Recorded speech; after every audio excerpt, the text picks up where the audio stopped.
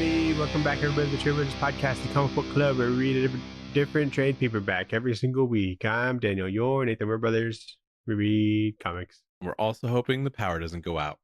Yeah, no rain right now. Okay, that's good. It said, come back. It said earlier that it was going to rain at like 9, and I'm like, all right, we got to podcast quickly. Yeah, hurry, get through it all. But then it came, and I almost died on the fucking way here. Yeah, the things we do for the pod. Yeah, know? Dude, it was dangerous. I skidded a little bit. You skidded? I skidded a little bit, and you skidded? I don't know if like Sophie noticed, but it definitely did happen. And I was like, I'm not gonna tell her. If she brings it up, I'll say it. I'll just deny it. Did you brake and you were still moving, kind of thing? I was like accelerating and like fishtailed, like just slightly, like that. My ass went to the left a little bit. But you know, they say not to like hard brake when you're in snow, and it kind of looked like snow at the moment because it was hailing. I don't know how to drive in snow. I get why people slow down though. Yeah. But yeah, it came early, and saying that won't come until like midnight or something now. Okay, good. So if it were we to can come pod back for as long as we want for 3 hours. Yes, sir. Oh, dude, you know what? I made a Excel sheet. You want to see my Excel sheet? Oh my god, it's very exciting. You're spreading some sheets? Yeah, dude. You dog. Where did I put it? What percentage? Oh god. Of the podcast do you think is like DC comics? Oh, I didn't do the percents. Ideally, we try to do 33% of one publisher, 33 of Marvel, and then. So out of all 300, we did 62 episodes of DC. Really? Yeah. So what is that? We're almost at 300. That would have been 20%, but yeah, so it's about 20%, isn't it? Yeah, 20% DC. Dang. 85 Marvel episodes. Wow, we're such Marvel fucking. Doesn't it feel like heads. it? No, it doesn't. I can't tell you one good Marvel thing you read. I did count. I did count Star Wars in that, which is maybe like 5 books or something. But okay. Yeah, I mean, I think that counts in Marvel, but even still. And then 143 indie books. Hell yeah, brother. So like, I'm cool with that. Almost half. That's a good number. Stuff. But if we could, that is what we want to read. You know, most of the time, yeah. Anyway, and so like half the stuff is indie, but that also involves like Vertigo stuff and manga. So basically, that not big 2 stuff. So you wouldn't count Vertigo as DC, but you're counting Star Wars as Marvel. So I counted it DC if there are DC characters in it, like Constantine, or like the Sandman episode. Yeah. Okay, so, that's fair enough, I guess. But like iZombie, I put indie. You know, fair enough. Yeah, I had to think about a lot of this, but anyway, I thought it'd be like equal across the board, but no, apparently not. I figured indie was more because we just read more of that. We'll never be able to like get it equal. So this means that we need to read 20 DC books in a row. So we'd have to read like 60 DC books to get up to indie numbers. You know? No, we'll equalize with Marvel, so it'll be 23 weeks of DC. What is that? 6 months. Something like that. Welcome to 6 months of DC at the Tradewaiters podcast. This is the DC year. We're doing the recount. But yeah, and then I also feel like we haven't read that much indie stuff, you know? But even though it's half of our episodes. I don't know what we fucking read anymore, man. Yeah, no, have we read anything? Is this even real? Yeah, I don't know. I forget a lot of the stuff. Yeah, me too. We're at that point now where I'm like, have we read this yet? Anyway. We got different time codes in our description. We got the book, which is November. We got Back Matter Matters in the pull list, but we start with the news.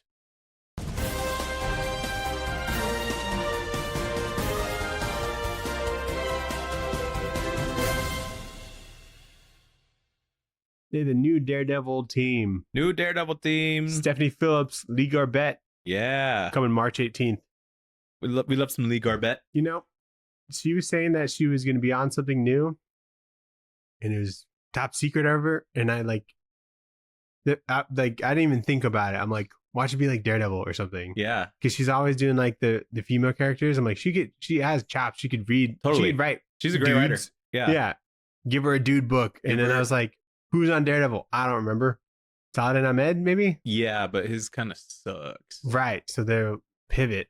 And I saw Stephanie Phillips. I feel like is like one of the strongest names. Totally. I think she's gonna crush this. Lee Garbett's a great artist. Love Lee Garbett. I think he's got a good sense for what this character can do. Great covers. Visually. Great cover so far. Has there been multiple covers or? No, just Lee Garbett just does good covers. Oh yeah, he does do good covers. So that'll be pretty damn cool. Yeah. She did a TikTok. She's big on that now, I guess. I see them somewhat frequently. But one of the ones, she was like answering a comment, and the guy was like, "Is he gonna be a sexy like law professor?" She's like, "Yes, he will be." And I'm like, "That's good. She's got it. So far, so good." So I like that. Yeah, I'm excited for that. I like a good Daredevil. Yeah. Nathan, Battle Beast. It's coming back in March. It's over? With issue 7. Oh. I said coming back in March. What part of that made it seem like it's over? You said coming back, and I'm like, oh, because it ended. It stopped? So it ended? Or it just stopped? Have you read issue 6? The arc ended, yeah. Oh, okay. Because I told you left that on like a cliffhanger. Okay, that's cool. Otley? Yeah. Okay, cool. What's he been doing since? He just fucking needed a minute, dude. Oh, okay. Fair enough. He's not like a monthly guy, you know? Yeah, that's true. Maybe he needs like 35 days or something. Fair enough. You know? And I'll wait however long it takes. Yeah. Mostly because I have other shit to read too, so I'm not worried about it. Yeah, you know, we're not rushing. And I let those pile up for a minute. So anyway. Crossover comic. We love a crossover. You love a Planet of the Apes crossover. I sure do. Or do I? I like Planet of the Apes. You like Planet of the Apes comics. Yeah. And this one's going to be Planet of the Apes versus Fantastic Four. Whoa. It'll be a 4-issue series. I did not hear about this. It's today news as of recording. Wow. But it's a 4-issue series by Josh Trujillo and Andrea DeVito, which launches in February. Wow. And I think it's going to be like they come back to Earth, just like they do in like the beginning of the movie from the rocket ship, and they're like, oh. But it's like the Marvel universe. Yeah, I think that's the idea. That's neat. I like that. So that should be fun. Yeah, because it crossed over with Green Lantern, so it's about time. Yeah, we read one of those. Would you count that? What do you count crossovers in the spreadsheet? Was that DC book? Yeah, I, like kind of. I guess we haven't really done that many crossovers that are DC and something else. Inter-publisher or whatever. Yeah. Because I did like there's like Marvel Zombies versus like Army of Darkness. That's a Marvel book. And I did Marvel with that, yeah, because it's more. I don't know. Anyway, fair enough. Nathan, Phantom of the Opera is a new comic coming from Skybound in the Universal Monsters line. And they're really trying to find stuff, aren't they? Yeah, they got, I guess they got the rights or something. I don't know. But written by Tyler Boss. Oh, I'm in. Art by Martin Simmons. I don't know who that is. I think he did Dracula. I can't remember. There's not a whole lot of writers you could have said that. I would have been like, I'm in. Yeah, no, I was like, watch it. I saw your face. I'm like, he's knowing what I'm about to say right now. Yeah, I didn't know the knowledge you're about to drop. I saw that headline, Fan of the Opera, and I'm like, who cares? Who gives a fuck? I cares now. Tyler Boss, friend of the show. Did he? Yeah, he also does Department of Truth. Tyler Boss? No, Martin Simmons. Oh, okay, gotcha. I haven't read that. Yeah, it's interesting art. That's cool. But it's good. I might flip through it. Who knows? Dan, I remember a couple weeks ago, we were gearing up for DCKO, and you showed a leaked photo of crazy crossovers that were happening. Yeah. That shit's real. It wasn't, I don't think it was leaked. I think it was like at a con. Like was it at a con? Yeah. You showed it to me like it was leaked. No, I think Scott Snyder like retweeted it or something. Okay, fair enough. Anyway, that's coming in a book called DCKO Boss Battle. Is that what that is? Okay. Okay, yeah. And I'm in. Yeah.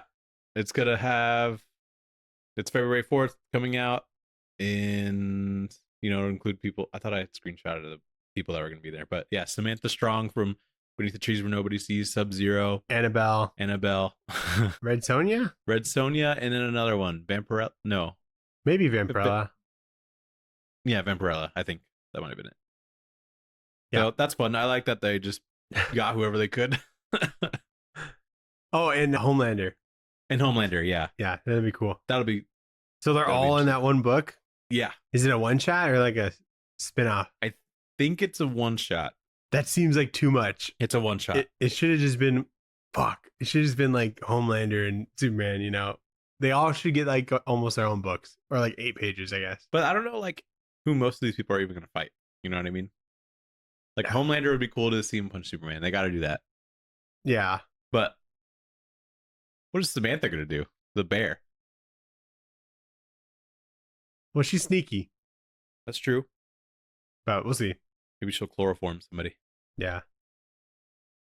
Nathan, there's a book coming from Bad Idea, the comic publisher. Mm-hmm. It's called Ordained. Okay.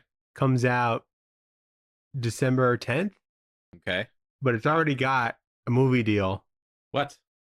To be directed by the Russo brothers and written by like a John Wick writer with Colin Farrell to star. So there's this book that's not even Maybe out. they should wait for the comic to come out. Yeah, it's like it's a 3-issue mini. Okay, well then it must be someone pretty big that's writing it. I assume, right? Oh. That's writing the comic? I can't remember. I think it would have popped out to me. I figured it would have been like a Cullen Bunn or like a Tynion or something. Or Mark Miller, who's doing that shit all the Robert time. Vendetti. Oh, okay, yeah. And art by Trevor Hairsine. Okay. Carlos Dave Stewart. I feel like we hear that happening a lot. Where it's like, comic's not out yet, but it's got everything you could fucking want. It's got a movie deal. It's got a video game. Well, I don't know if it's got like a movie deal, but like it seems like something that's just set up to be a movie thing. Like Berserker. Yeah. Or any celebrity comic, you know? Yeah, true. So that's the thing. I went ahead and just ordered one. You know, just in case. Yeah, who knows? Be a little bit of a speculator. Yeah, it could be a bit of an investment. Who knows? Dan, you like Andrew McLean? Yeah. Writer, artist of Headlopper and that Godzilla thing? Or whatever that was, the kaiju thing. It was Godzilla. He's got a new book coming out, and it's called Death Fight Forever.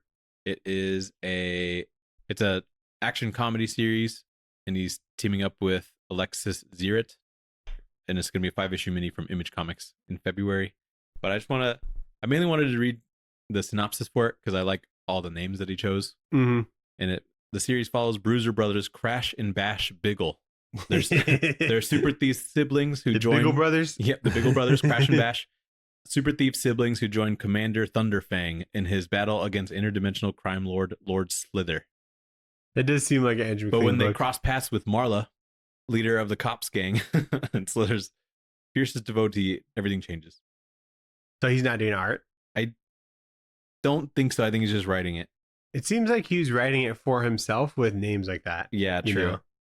But he's got some good covers. Yeah. That's awesome. You know the book Red Coat? From Ghost Machine? Oh, yeah. Yeah, that's getting a movie, I guess. All right. Nathan, you like The Rocketeer? No, I don't know what that is. Like, I know what it is visually. Yeah. But I have never consumed anything Rocketeer. Well, this might be a good time. Chris Samney has a thing, doesn't he? He has a run of a comic. I don't know. Maybe he did covers. Maybe it's just covers. But Rocketeer the Island is a new book coming February 25th. Written by John Layman. Cool. Art by Jacob Edgar. Does that name ring a bell? Yes. It does. You can do it. I can't. It's hard. We read it on the show, though. Yes. A mere month ago. What? A month ago? He was on a book where he was doing half the art. Was he on that damn Jughead? No.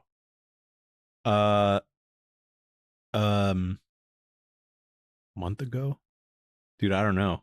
He was on Plastic Man No More. He did like all the retro pages. Oh, yeah. Yeah, so he's going to be doing Rocketeer. Oh, I like those pages. And it's a book that was outlined by Dave Stevens, who's like the creator of the Rocketeer. Mm-hmm. But he died like almost 15 years ago. Interesting. But it's a story about the Rocketeer meeting Amelia Earhart. Whoa. Yeah. So we found out what happened to her? Maybe. I don't know. That would be crazy. That sounds cool. Yeah, I was like, this sounds sick. I'm in. There is a Rocketeer with Mark Waid and Chris Samney. Really? Yeah. Oh, I'm in. How long is it? Let me see. Like 136 pages. Oh, okay. So about like a trade? 5-6 issues. Yeah. There's How a old trade. is it? 2013. That's when the hardcover came out.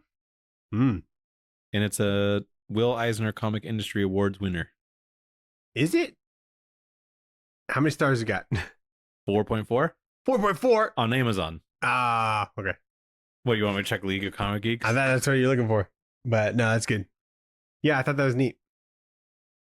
Yeah, maybe it's time to jump in. I like his helmet. Yeah, it's a good helmet. Good helmet. Last thing. You want some more Predator, Nathan? Dude, I could stand for some more Predator. We got a 5-issue miniseries called Predator Bloodshed. Cool. And written by Jordan Morris and art by Roland Bashi. Okay. I feel like I heard of this, but keep going. And Predator enters the world of MMA.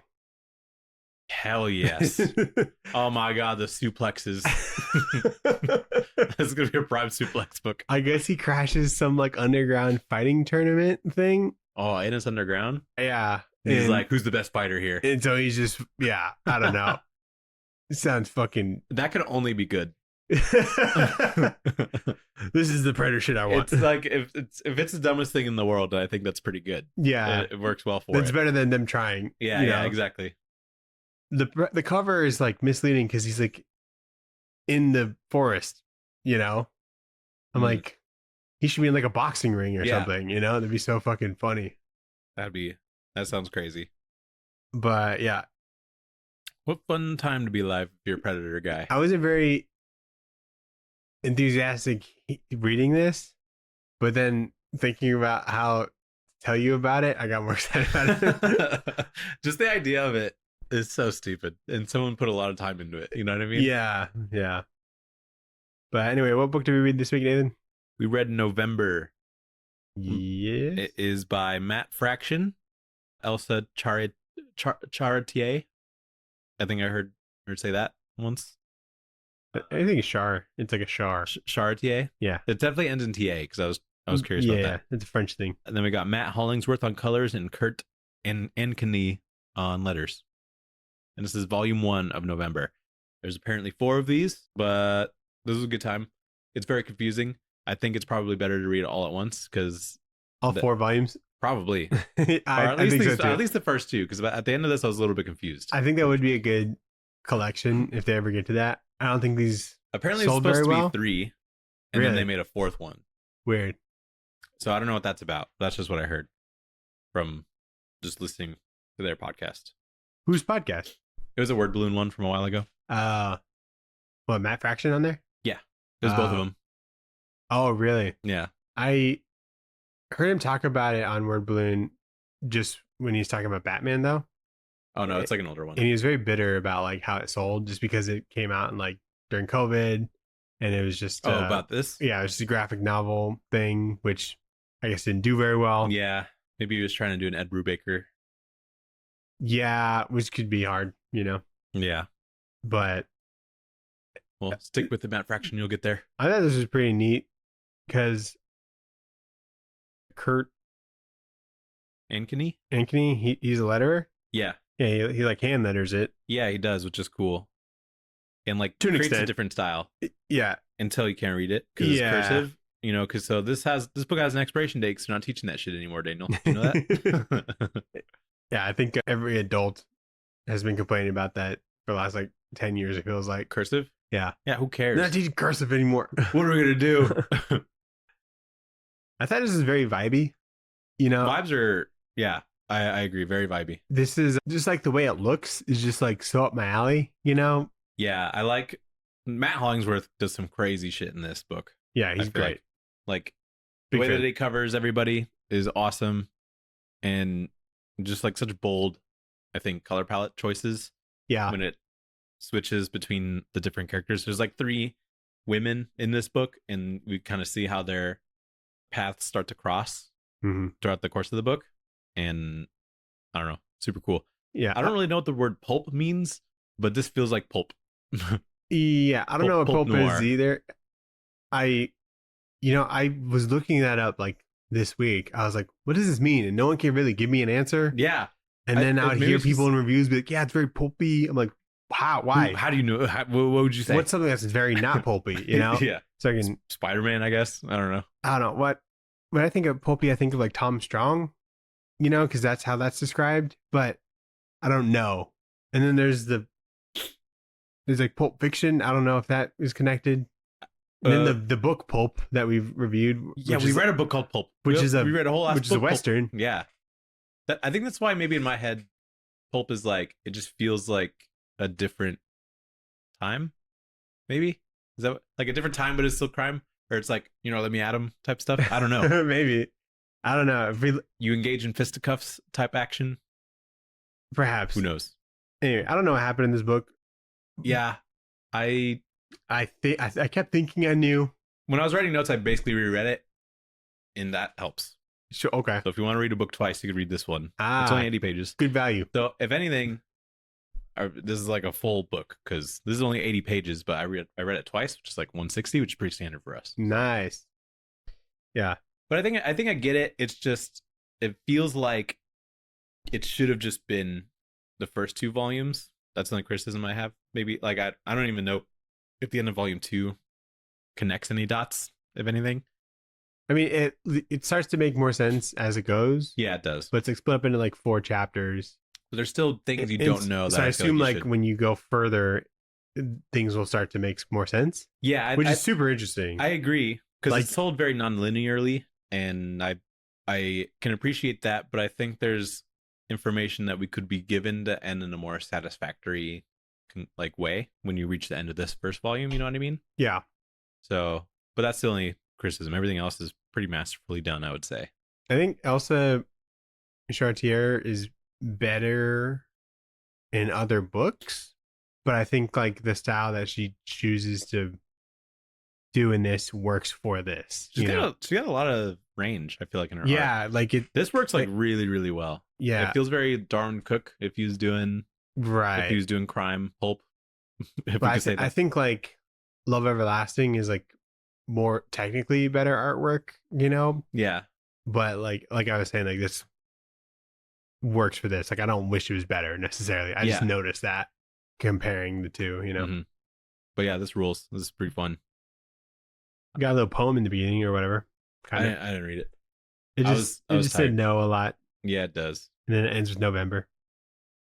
I was reading it as if like I understood poetry, but I don't. But we're too stupid for that. Yeah, I know comics. Yeah, there's no pictures in this poem. All right, so we'll get in. It kind of starts with like a little prologue. That's one in the beginning, right? Yeah, prologue. Epilogue is in. Okay, cool. And I got that right. Cut that out. Prologue, Daniel. Dina is doing crosswords in a diner when she's approached by a man named Mr. Mann. Mann. Mr. Mann has noticed that Dina can stick to a routine with her puzzles every day at the diner, and she offers her a job. $500 a day, cash, under the table. And all Dina needs to do is go to a location where there's a door with like a little light above it, and she just needs to switch on the light every day and decipher a code. And that's it. That's pretty much the whole prologue. So a little bit sketchy, but yeah, a lot of flavor in this from the very beginning. There's a quick reference to that one painting at the diner. Oh, is there? Nighthawks. Nighthawks. Nice. You know that painting? That's the only painting I know other than like the Mona Lisa, I think. And Starry Night. American Gothic? What was that? It's the one with the dude and the woman like in the pitchfork outside the farm. What's that one where he's screaming? The Scream? Is it really? I think so. What about the one where the dudes are touching tips? Dudes? The Sistine Chapel? Yes. Okay, that's all the ones I know.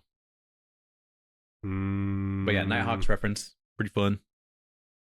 Dude, I am ashamed I didn't like pick up on that. There's been multiple comics all the time. Darwin Cook that we reviewed. That's true. And I keep trying to find them when I bring it up, but I can't fucking remember. One of them's in DC New Frontier, right?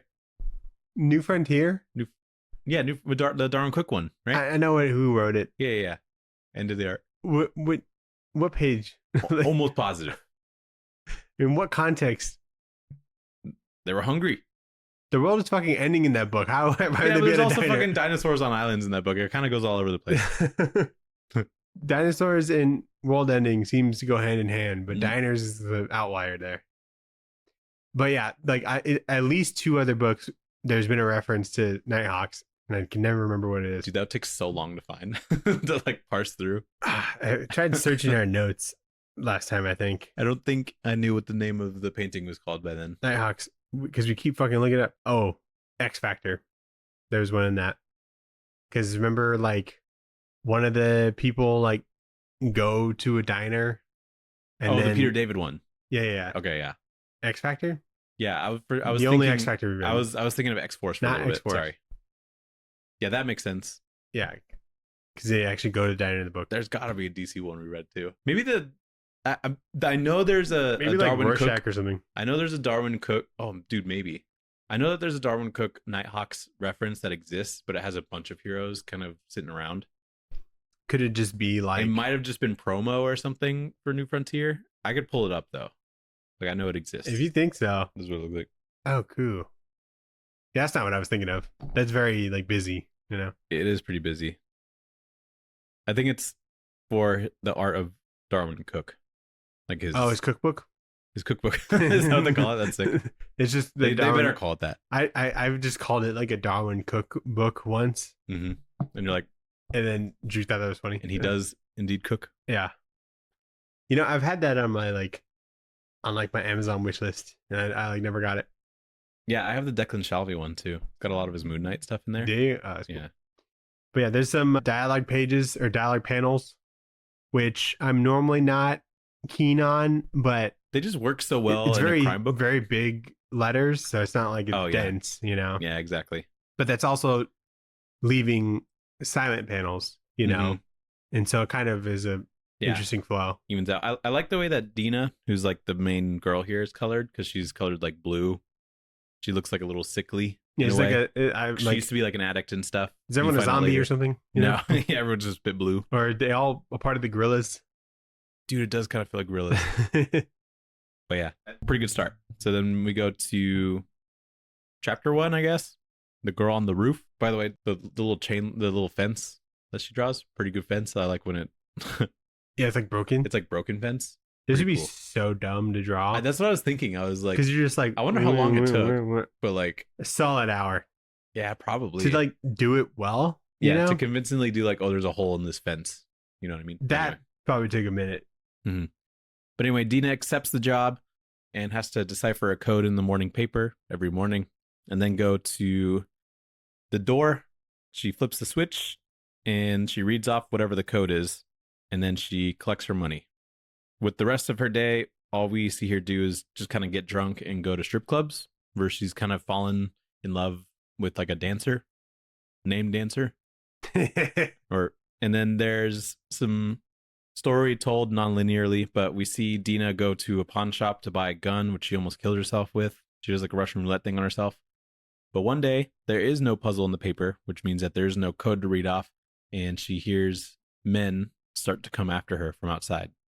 So if she ever doesn't do the puzzle code, then that's real bad. Yeah, like he made it seem like very like an ultimatum kind of thing. It's like, you need to do this job and you need to do it like every day.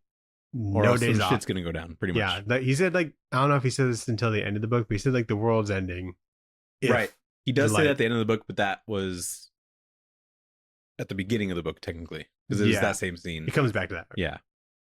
So a bit confusing story, but I think at this point you know everything you're supposed to know. You're like, oh shit, there's no puzzle in the paper. Yeah, the first chapter is like digestible. You know, you understand what's going on. There's not a lot of questions. I mean, there's questions, but you get what they're telling you. And then there's like changing color palettes for what's happening like on the same page. So there's like this page where a guy kicks down the door. I think this is after she doesn't do the puzzle. Mm-hmm. And then there's sort of the more colored and the more vibrant one, which is like before shit went down. Yeah. So it makes it kind of tough to like piece together, which is why I think rereading it was super helpful, because I'm like, okay, at this point she has a gun, she's trying to protect herself, and there's guys kicking down her door. You know what I mean? So yeah, she also gets kicked out of the strip club in the next panel, but it's like clearly a different dude, setting, different room. Yeah, she's colored differently and everything. So yeah, she spends all her money at the strip club. You know, she got the funds. Yeah. Elsa Charretier draws a great naked lady. She does. It's very, I don't know, cartoonish. Oh, dude, did you see? It's kind of Bruce Timm. Did you see like the silhouette, like nipples?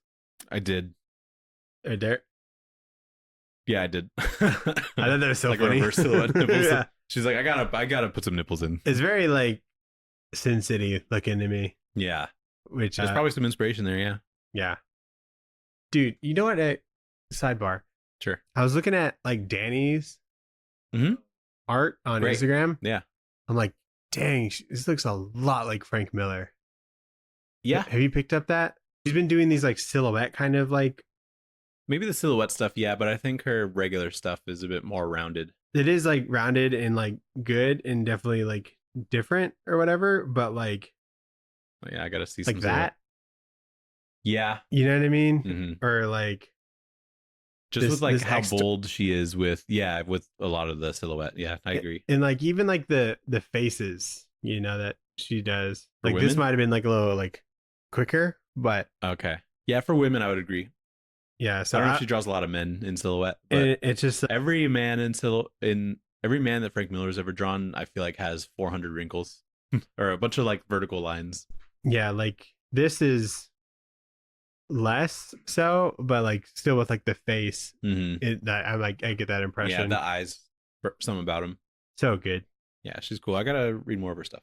Invisible Man coming out. That's true. It's good. I'll check that out. But chapter 2, the gun in the puddle.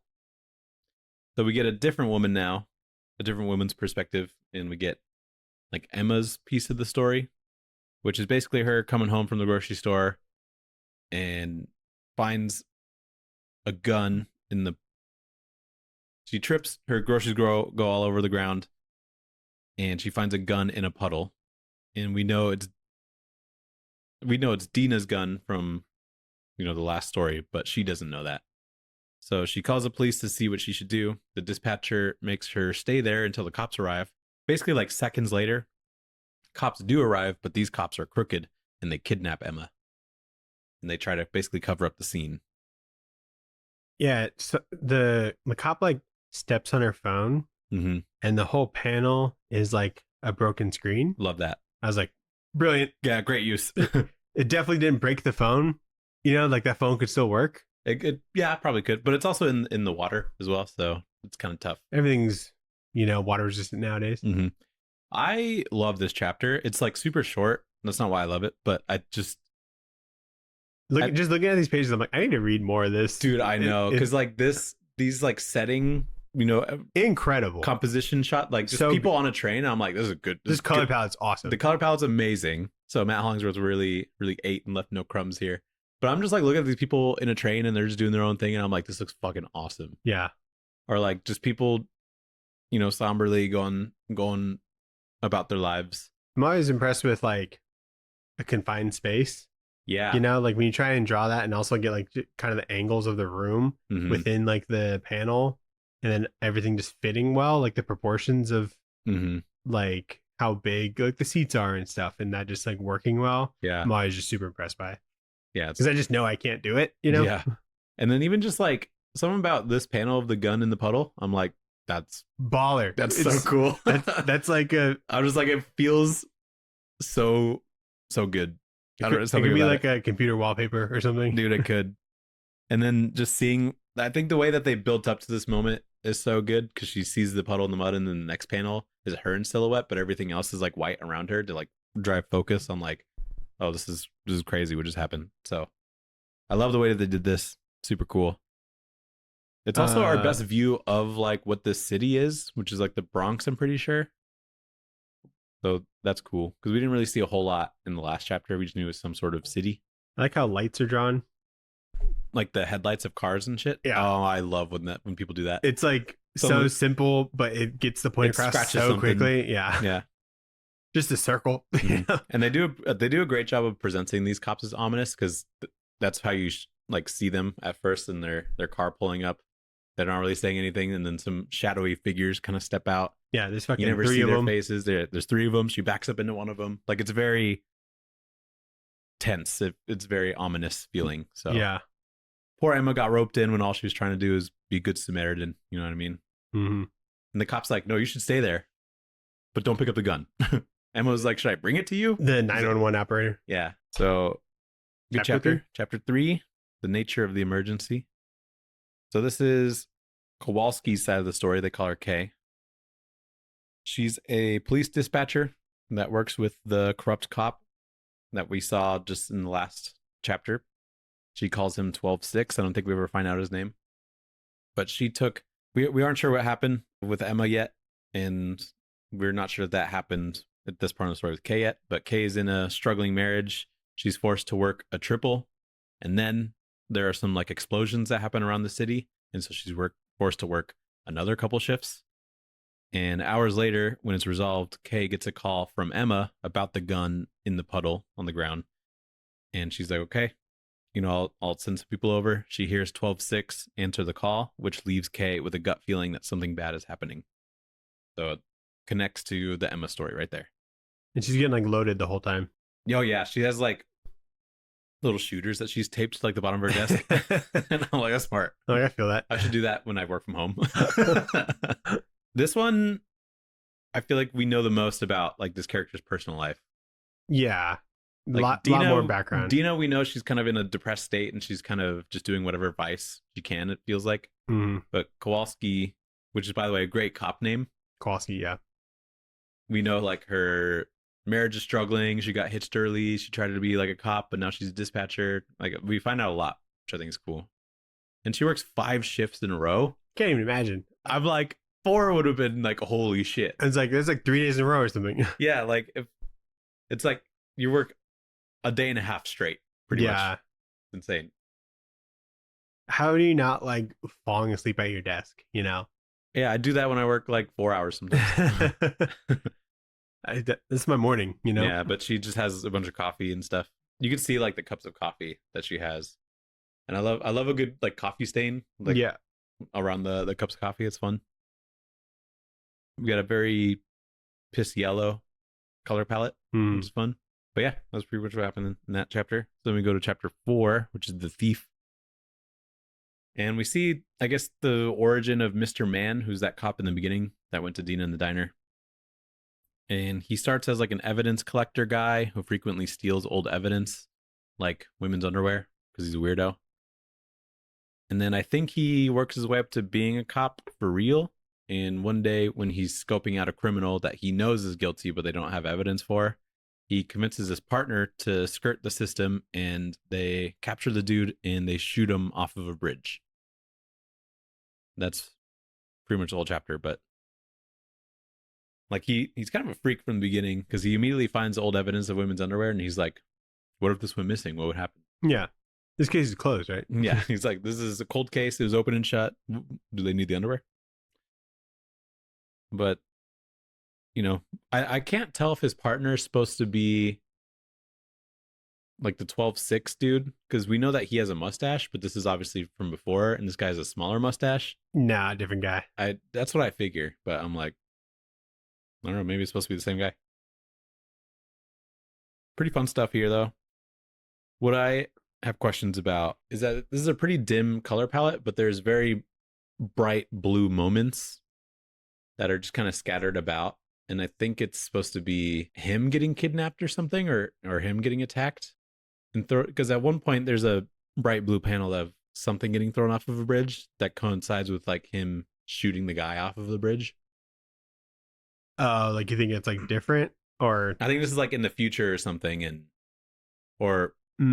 it's him getting attacked, but it's very clear, distinct, like distinctly colored panels. Yeah, that show a different time, but because the blue panel looks more like someone wrapped up in like a sheet or something. Yeah, that's like a body that was thrown and already like killed. But the gray panel is like the rest of the chapter is like that's where him, we're at now. Yeah, working up to being a crooked cop.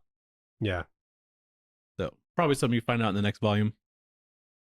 And then there's an epilogue where we're back at the diner with Mr. Man and Dina, kind of finishing that interaction. But Dina is skeptical to take the job because she doesn't know what the hell it even is, like if it's for some sort of sports book or whatever. Like, and Mr. Man says it's all part of a complex machine, and none of the parts really see the other parts working. But Mr. Man is the guy that designed the whole job, so she just needs to communicate the code or whatever. And then says if any of them don't do their part of the job, then that would mean it's the end of the goddamn world. And that's how the book ends. So, bit of a confusing way to wrap up. I think what eventually happens is that somewhere in this process, somebody doesn't do what they're supposed to do, and that leads to the explosions that happen in the city. Oh yeah, that would clear things up. Yeah, but we know that the thin line between three women is Dina has a gun, she gets kidnapped, the gun falls on the street, Emma finds it, and then Kay is the dispatcher that heard her get kidnapped by some people. So yeah, they probably all meet together in the next volume at some point. But or there's even more women. Or maybe there's 3 more women. More stories. Who knows? That'd be something if like the next trade like wasn't even connected. You know? Yeah. I mean, I'm kind of curious. I mean, it's only 80 pages, so I think this took me like an hour or something to read. Yeah. Might be worth. We know it's top tier crime stuff that's going on, so it would definitely be worth it. But I feel like this is why I think having like volume 1 and 2 actually be the first volume would have maybe stopped at a more satisfactory point. Because at the end of the first read going through, I'm like, I don't even know if I know what happened. Yeah. I think if this ever gets like collected all together, that'd work really well. Has it not already? No, it's just the 4 volumes right now. And because it maybe didn't sell so well, they won't do it. Take a minute to get to that point. Because was this Image? I think so. So I guess that's like it's Image. It's like self-funded, So if they want to do the big collection, then that's on them. It would take a minute. Let's get into Back Matter Matters. Yes, sir. Back Matter Matters. Not really anything. There's we got more chain pages. Fence pages. another blue fence page. Yeah. You like that? The credits again. And then some creator bios, which I didn't really read, but I want to read the Elsa's. A writer and comic book artist, after debuting on Cowl at Image Comics, Elsa co-created The Infinite Loop with writer That Dude at IDW. She has since worked at DC Comics for Starfire, Bombshells, Harley Quinn, Marvel Comics at The Unstoppable Wasp, and Random House. Windhaven, written by George R. R. Martin. Oh, good for her. She's also written The Infinite Loop Volume 2, as well as Super Freaks, and is regular artist on Star Wars comic books. She's on Star Wars? I didn't know that. Man, we gotta check those out. Yeah. It'd be cool. But that was... Then we get a page, not just advertising the next one, called The Gun in the Puddle. Yep. So then that would connect it to... It's probably not 3 more women. Could be a different gun in a different puddle. That doesn't happen very often, so I don't know. But yeah. Pretty fun. What would you rate this book, Daniel? I'd give it like a black coffee and like a slice of pie at a diner. Oh, that's good. You look on like a road trip or something and it's at a weird hour in the night, but it's the only place that's open kind of thing. Have you seen the Baja Blast pie? Yeah. That looks insane. That looks nuts. But it's kind of colored like this book, Daniel. So I give this a Baja Blast pie. Because you should bring that to Thanksgiving. Dude, it's like probably sold out already. Maybe. I think it's probably like $30 or something. I think each location only got a couple pies. Ah. And so it's probably over by now. But such a bizarre thing. Yeah, it looks absurd. So I'll go to Baja Blast pie. I already saw. Tastes very good. I know it's good, but maybe I want more. I already saw like a video of someone like recreating it. Like just a random recipe that I guess someone probably winged. Yeah. I saw a video of a dude running to a Taco Bell and then eating it and then running back. Oh, wow. Oh, the pie? Yeah. And I'm like, you're going to die in the middle of the road.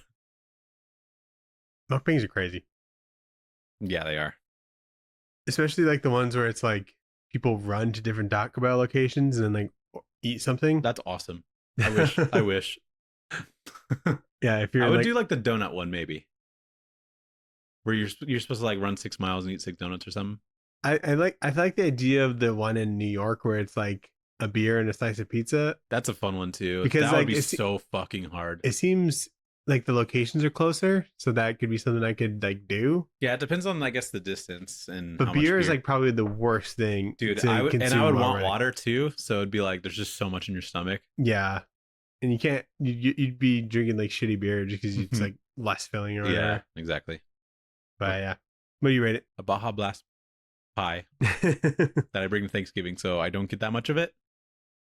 What you think? Everybody likes it, but I don't get as much as I would have wanted. You think everyone would just like it? Everybody would be like, "Oh, give me some of that. Looks colorful and interesting." You'd be like, "What the fuck did you bring? Why did you bring that?" Like, is it?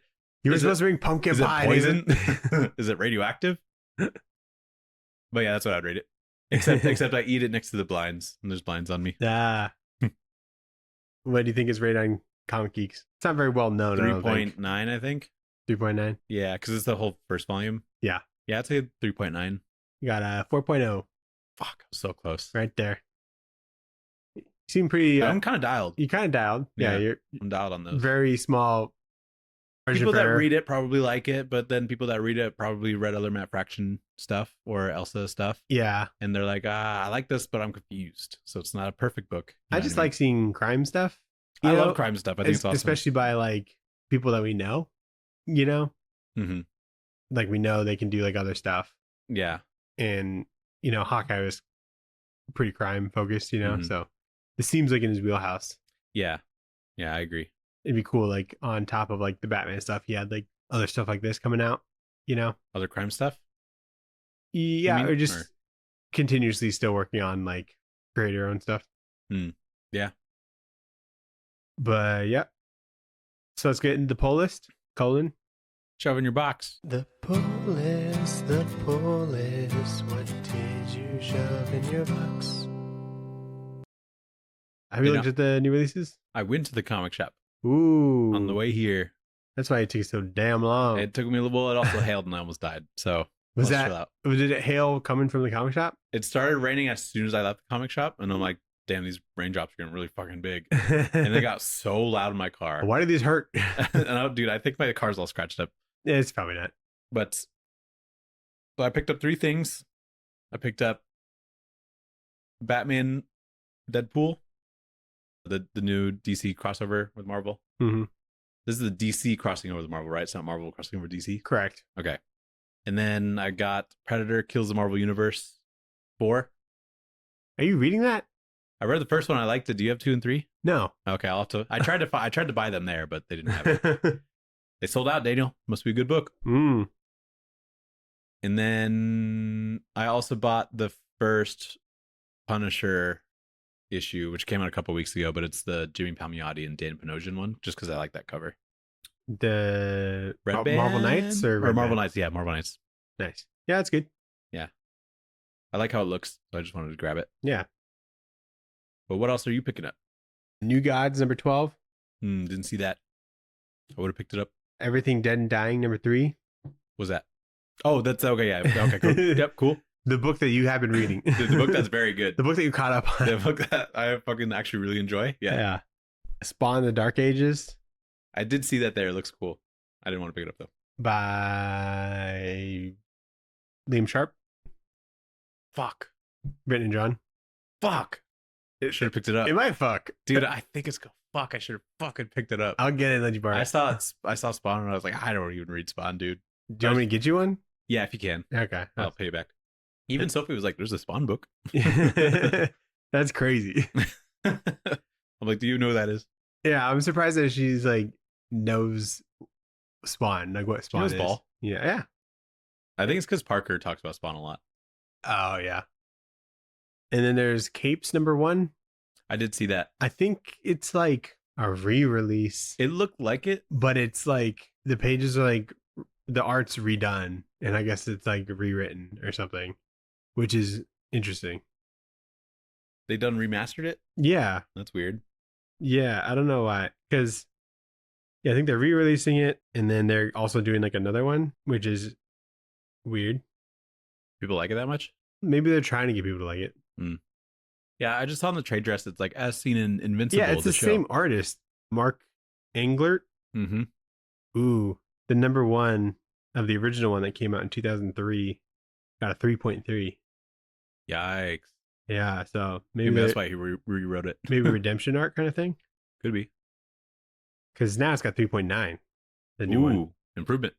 That's the same as this book. I would hope that 22 years later, like your art gets better or whatever. But yeah, Ryan Otley cover. So yeah. Did you read anything? I've been preparing for our big 300th episode spectacular. And I've been reading a lot of that stuff. So No, I did reread one book that we might do for our birthday. For my birthday, not our birthday. It's not your birthday. Oh, we're the same birthday now? So, yeah, just been preparing for that. Some Civil War stuff, episode 300. Good. Excited for it. Yeah. What have you been reading? I read Phantom Road 8, 9, and 10. Cool. So that's all the issues that I own. The end of the second volume. That's a really good book. Really? Yeah, I was reading it like, I wish I got the rest of these. Because I've read everything I have now. I didn't know they went past 10. Yeah, I think they've gone up to like 15, and then I don't know if that's the end of it. I think they're still going, but yeah, so I'll just kind of just leave that there in case I get super interested or whatever. But cool. It's good pacing, very interesting. Nice. It's kind of like Gideon Falls, or like, what the fuck's happening? Because at this point, I still don't know what's happening. But it's good. I read Twig number 1 and 2, reread 1, then read 2. Because I have book. Yeah, because I have all of that. Scotty Young writing. Yep. I forgot how good that was. Yeah. Like the art's like incredible. Mm-hmm. And then it's just the second issue definitely like gave you more into like what the plot's going to be. It's like an all ages book, right? Yeah. Cool. Yeah, I'd say so. And so it's going through that. Fun. And then I read Animal Man number 1 by Grant Morrison. Cool. I heard good things about that all the time. Yeah, it's like kind of one of those things that people are always saying. Mm-hmm. It was written in the 80s, so it's got like 80s like art. Yeah. And it's not quite as dense as other 80s stuff, which is nice. That is good. It's very relatable.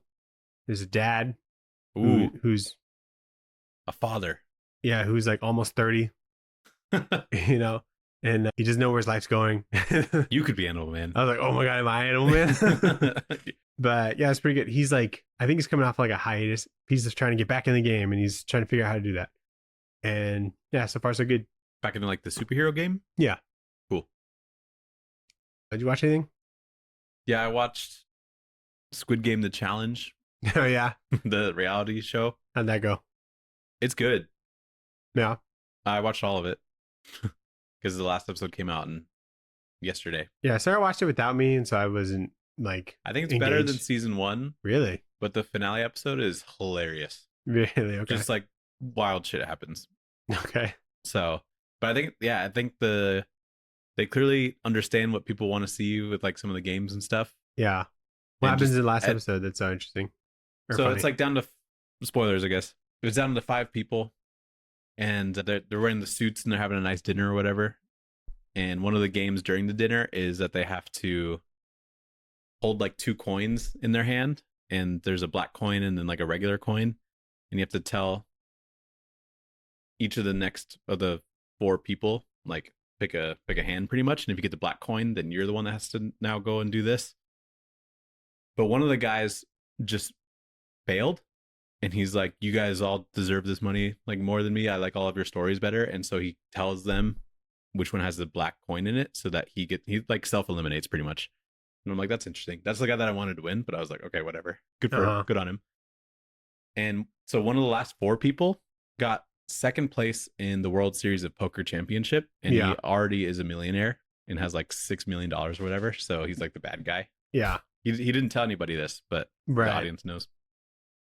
And the last game is red light, green light. Just like, no twist or anything, just like the beginning of the last season. So poker guy, he like trips and then dies that way. On the first red light, green light, one of the contestants leaves. So it's down to 2. These 2 girls, and they're like kind of neck and neck. And when it's green light, one of them starts really fast and pops like an Achilles or something. Whoa. And like gets seriously injured, and she like cannot stay still during red light, and she falls over and keels over.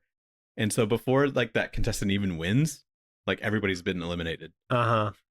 Which really fucking sucks, because like that girl is like, this is gonna haunt me for forever. That I didn't fucking stretch or whatever before doing this. I don't even know if there's a way to like avoid it. I don't know either. Maybe she just, I don't know, dashed a little bit too hard, but I don't know. People choked, and it was just weird things. Weird things were happening. I thought it was really. I almost funny. Like wouldn't expect like 3 people to go down on that. I wouldn't expect them to do a final game that was so physical, I guess. Yeah, because last time it was just fucking rock paper scissors, which is kind of dumb. Which is kind of funny. Well, it's like rock paper scissors with like an element of luck, but this is just like physical. So if it was just two guys that weren't dumbasses and one self eliminated before that, and the other guy just tripped, like, he definitely would have won. Yeah, which would have been terrible because he's already like a millionaire, you know? Yeah, maybe it's rigged. And like, it's so funny hearing people ask him about his story because he's like doesn't have any like sick relatives or kids that he can support. He's just like, yeah, I'm just a normal guy, you know. I struggled growing up sometimes. Yeah, it's just so obviously undeserving of whatever. So I saw the Chutes and Ladders, like, dude, that one was sick. And like they'd get to a point where there's 2 slides, and they just go down a slide. Dude, and you see their CGI body like just fall. Yeah, but what's also funny is about that is that they would have they were in teams of 2 during the Chutes and Ladders, and they'd have one teammate go down the slide first, and then they would die, and their teammate would be so sad that they would sadly go down a slide. So they would slide, and they'd be like just like covering their face at the end of it, and I'm like, this is so funny. Yeah, to like make someone go down a slide and be super fucking sad about it. Yeah. That was funny. But yeah, they had some good games in there. I think it was fun. For sure. And then I've just been continuing with Death Note. I'm enjoying it quite a bit. For sure. And I caught up on the Chair Company. I haven't watched the last episode, but yeah. Oh, okay. Yeah, I watched that one. It was fun. Nice. I watched The Bad Guys. The animated movie? Yeah. I hear it's good. It's pretty good. I like just had like an animated movie on in case like Lucas got like real like antsy like on the flight. Mm-hmm. He slept through all of it. He didn't like it very much. Yeah, he slept through all of it, so I just like was like kind of watching it. And you're like, oh, my kid loved it. Yeah, you know, it's like a little predictable. It's like this heist group. It's like an animated heist movie, which is interesting. Love a heist. Yeah, that's fun. But you know, it's like the kids kind of plot where like they end up being good or whatever, start doing good things. Mm-hmm. And I just really liked when they were bad and doing heists and stealing. And I'm like, what if they just stayed bad? That'd be kind of... Wait, so they don't do heists at the end? They do like... Do they have to do a heist to do a good thing? Yeah, they do like good heists. Oh, okay, nice. But yeah, it's not bad. Who's the voice cast on it? Anybody? Wasn't it like Will Arnett or something? No, it's fucking... As soon as you ask me, Sam Rockwell. He's in it. Okay, yeah. Awkwafina's in it. Of course. Craig Robinson. Oh, nice. Mark Maron. You could recognize Mark Maron's voice? Yeah, I knew he was in it because I listened to his podcast, and he was in like the second one because the second one just came out. Got it. Yeah, it's pretty good. Nice. That's fun. And well, on the way back, I only watched like half of it because it's not a long flight. But on the way back, when Lucas like woke up, he was like fucking locked in. Really? Yeah, I think just because lights. You know, he's like, whoa. Yeah, I just had like subtitles on and like a headphone in. My headphones don't fit in his ears, so he's just like staring. He's reading the subtitles. Yeah. I'm like, just read it. It's fine. Yeah, it was fine. You'll get the same experience. Yeah. So, and then I watched Frankenstein. The new one? Yeah. Cool. Yeah, pretty good. Long movie. Very long. I was gonna watch it and I was like, wow, this is long. I like started at like 8 p.m. I'm like, we can do it. Oh no. And as like a dad who like has to go to bed at like 10, 11 because his kid's gonna get him up at 4 or something. It was like a bit of a gamble. That's funny. But it's like very like, it's like brighter than you expect like a GGT movie to be. Yeah. Probably a Netflix note or something. But a lot of the story beats that I don't know what is like book accurate or whatever, but it's more than what I'm used to. So the stuff that's in there is cool. Yeah, good performances and stuff. If you liked the Bernie Wrightson stuff, like you'd like this because it feels like a lot is pulled from that. Cool. Like the way he looks and stuff and just some of the imagery and stuff. So he's just a tall man with no nose? He's got a nose. Oh, okay. But no, it's cool. I liked it. He's not very subtle about, some themes or whatever. Like there's a part where like Dr. Frankenstein's brother is like dying or something. And he's like, "You're the monster, Victor." And I'm like, yeah, we know that. And it was just kind of weird. You made a monster, but maybe have you ever thought that you're the monster? Yeah. So there's like shit like that, but that's funny. And yeah, what are going to be next week, Nathan?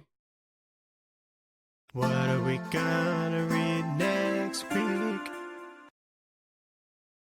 Is it my birthday? It's your birthday. Oh my week. God, You it's get my to pick birthday. the book. I thought a lot about this, and I kind of want to ask you too.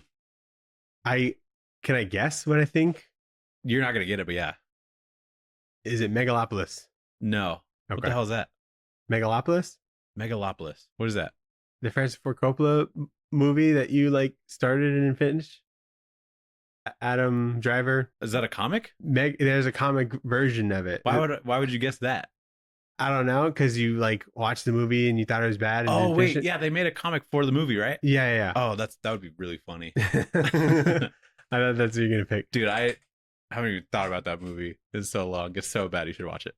You should watch the first 20 minutes. I'd have to get like a VPN to watch it because it's not like streaming. Oh, he pulled it? Yeah, he pulled it. It's not streaming in America. Damn. But it's in other countries and stuff. Okay, cool. But no, you don't have to ask me. It's like whatever you want. Well, I'm curious what you think would be more interesting because I have a book in mind that I thought I was going to like, and I read it, the first volume already, and I didn't like it. Oh. But now that I've read a lot of comics, I think it's actually a good comic. So you read this volume before? Yeah, it's a Carrie Andrews book, and I really like that dude's art. Carrie Andrews, okay. It's just like very weird, very stylized kind What's of stuff. he on? Have we read something by him? Or what's the book? It's Immortal Iron Fist. Okay.